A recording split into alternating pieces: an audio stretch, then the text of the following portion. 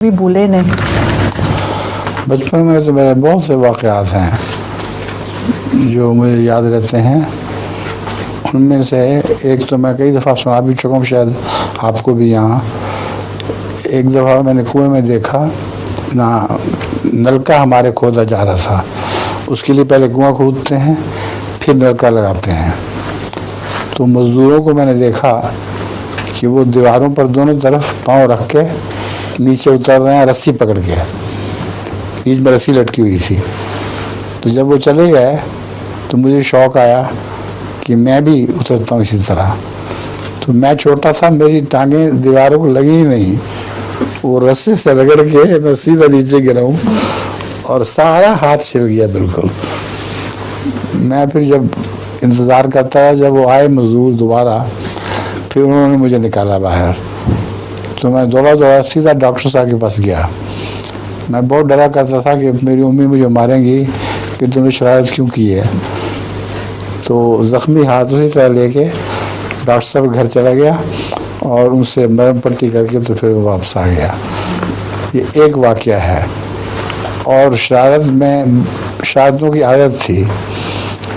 एक दफ़ा हमारे अब्बा जान से मिलने के लिए एक बहुत मोटा आदमी आया।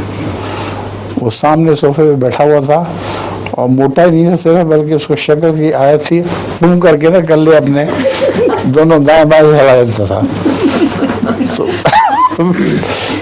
मैं सोफे के पीछे चला गया और अपने अब्बा जान के पीछे खड़ा हो गया। और जब वो यूँ करता है, आदमी साथियों में कर देता था।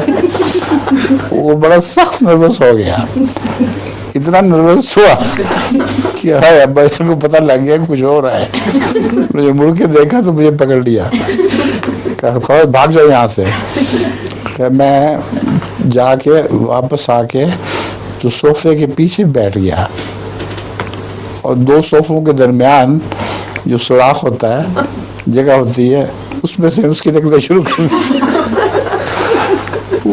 वो इतना घबराया बेचारा कि हो क्या रहा है। जब वो यूँ करते थे, मैं भी यूँ कर देता था।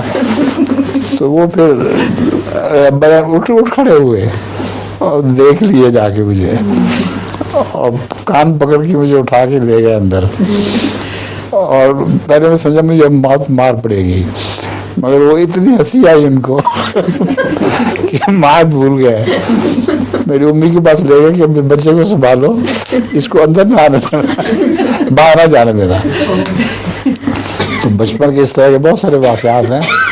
तो इतना ही फ़िलहाल काफ़ी है।